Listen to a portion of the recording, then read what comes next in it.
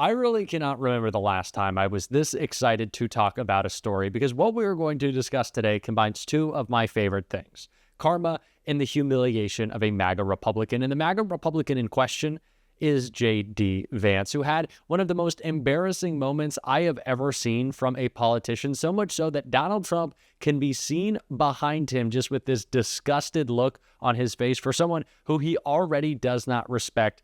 It was a disaster for Vance that we are going to get into. But before we do, if I could quickly ask you to leave a like on this video. And if you haven't already and you enjoy our channel, to hit that subscribe button. It goes a long way, and it really does mean a lot to me. Now, this moment in which JD Vance was humiliated took place in front of his alma mater's football team, the Ohio State Buckeyes, who were at the White House today.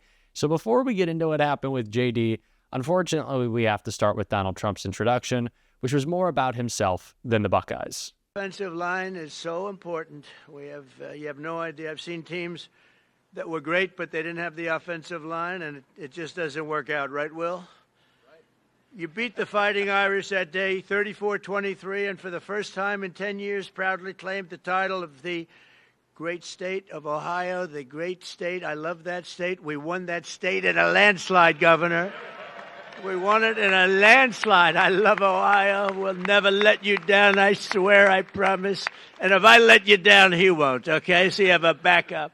But I do love the place. And so today I'm honored to call the Ohio State University Buckeyes national champions. The national champions are there, and Donald Trump still finds a way to make it about himself. No shock that Donald Trump is so self-involved that he can't think about anything other than his big win, which I'm sure if we looked at what those numbers would be today, the people of Ohio who are losing manufacturing jobs because of Donald Trump and are now being promised manufacturing jobs that aren't coming by Donald Trump probably aren't that happy with him. But this is a story about JD Vance and the humiliating moment that took place for him today. And it was so bad, especially because of what he had to say in this clip right here. I think that our culture sends a message to young men that you should suppress every masculine urge. You should try to cast aside your family. You should try to suppress what makes you a young man in the first place. And I think that my message to young men is don't allow this broken culture to send you a message that you're a bad person because you're a man, because you like to tell a joke, because you like to have a beer with your friends, or because you're competitive. It's our message, the cultural message, and I think the president's and mine is the exact opposite, but our cultural message is, I think that it wants to turn everybody, whether male or female, into androgynous idiots who think the same, talk the same, and act the same. We actually think God made male and female for a purpose. And we want you guys to thrive as young men and as young women, and we're going to help with our public policy to make it possible to do that. JD Vance pretends that he's this picture of masculinity, that he's this macho guy who just likes to kick it with his buddies and crack open a couple of beers, which he doesn't, very clearly. JD Vance is this like stiff and slimy and conniving guy who I don't think anyone would want to hang out with. There is no charm to JD Vance. There's no charisma. There's nothing there, even though everyone in the MAGA world wants to tell you that. Especially, they want to say he's more masculine and more charming than Tim Walz, which Jesse Waters said, which is really about to backfire when you see this clip. Women love masculinity, and women do not love Tim Walz. So that should just tell you about how masculine Tim Walz is. The other day, you saw him with a vanilla ice cream shake. Had a straw in it. Oh. Again, that tells you everything. Judge Janine. So it's Tim Walz who isn't masculine. It's Tim Walz who's too awkward for you. Well, JD Vance today was with his hometown team, his alma mater, the Ohio State Buckeyes, the national champions of college football. And he decided, because that was his team, he was going to present them with the trophy. Now, it is a different trophy than you will see usually from the Super Bowl, the Lombardi Trophy, or the Larry O'Brien in the NBA. It doesn't have a sturdy base. But someone like JD, who's all masculine and loves sports, he would know that, right? Well, he didn't. He didn't know that, and it went pretty poorly.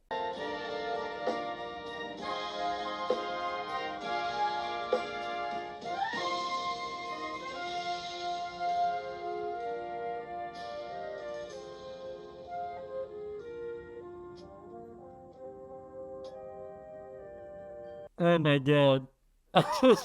We're gonna be running that clip of JD right here, just again and again as I talk about this. Anyone who watches even the smallest bit of college football knows that that trophy does not have a base to it, right? Like I said, it's not like the Larry O'Brien trophy in the NBA where you have the base, right? That little platform that it's on. It's not like the Lombardi trophy. It's not like the World Cup trophy, right? Those trophies have a base to them. The college national championship trophy in football, you have to pick up, right? You lift. And the fact that JD Vance thought it was attached to that little platform at the bottom very clearly shows that he is not an actual fan of college football. You would know that. And he didn't. Like, what is this? I love sports. I'm the Ohio guy. Like, we know it's all just BS from JD Vance, but you would think he would know this detail about the trophy. Also, politicians have advanced teams, these people who help them with their schedules, communicate what the activity they are engaging in. You would think there would be some warning to Vance that if you pick it up from the bottom, it is going to break and you're going to look ridiculous like he did. He did not know what that trophy was. He does not clearly follow college football, and he embarrassed himself because of it. It wasn't very masculine there, JD, like playing around on the floor. And you can see Trump in the background has been like, oh my God. And the guys behind him too, as he's going to pick it up from the bottom, are like, what are you doing? Give me that.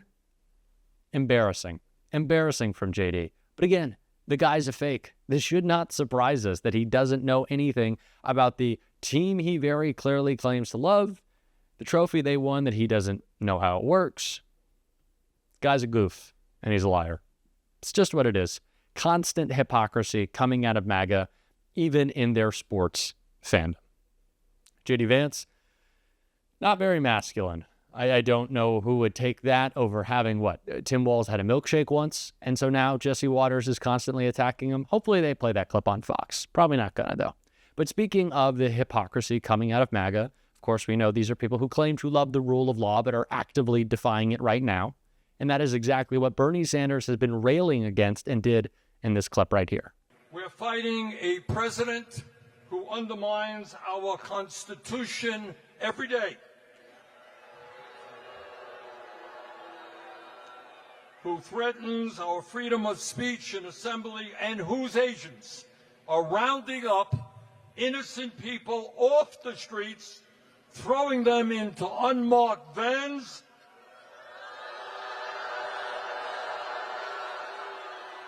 and bringing them to detention centers in this country and abroad.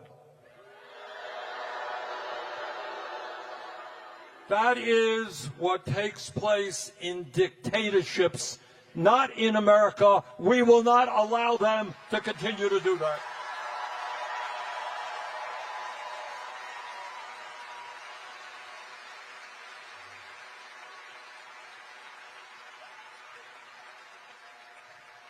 The founding, I find myself trying to remember my history lessons. Should have done better in history. But I think back to the founding of this country. And let me tell you, the founding fathers of this country were no dummies. They remember the history. We're talking about the 1780s. They had just fought a war, an impossibly difficult war, where they defeated the King of England, the most powerful person on the planet.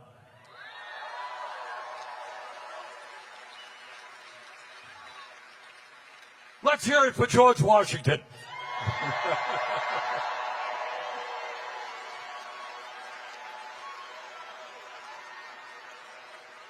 But anyhow, these guys had taken on an autocrat. And they sat and they sit around and they said, all right, what do we want in our new country? What do we want? And what they said is, we don't want any one person to have all of that power.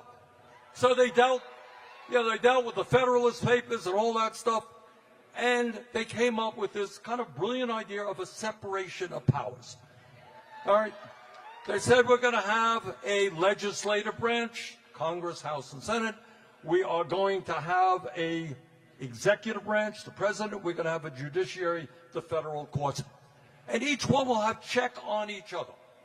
And what I want to tell you, and I don't need to tell you, I think you're seeing it every single day. You have a president who is working overtime to take power away from the Congress. You got a president who is working overtime to take power away from the federal courts.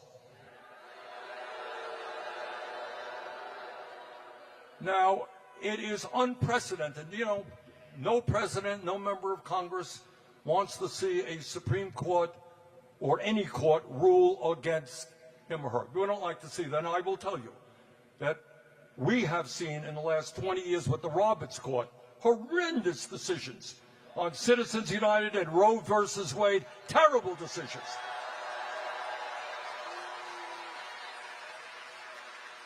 But we understand that we live in a rule of law. What Trump and his friends are doing now is they're saying, oh, a judge ruled against us. A judge said we can't do something which is unconstitutional. Let us get rid of that judge. Let us impeach that judge. So in other words, you take power away from Congress, you take power away from the judiciary, and also you got a president who really does not like to be criticized. So he is sued. I mean, this is, again, unprecedented. He has sued ABC, CBS, Meta, the Des Moines Register. The Des Moines Register did a poll he didn't like. They are suing him. They are investigating right now PBS and NPR. So you add it all together. And what I would say to Trump, if you cannot take criticism, get out of the political process.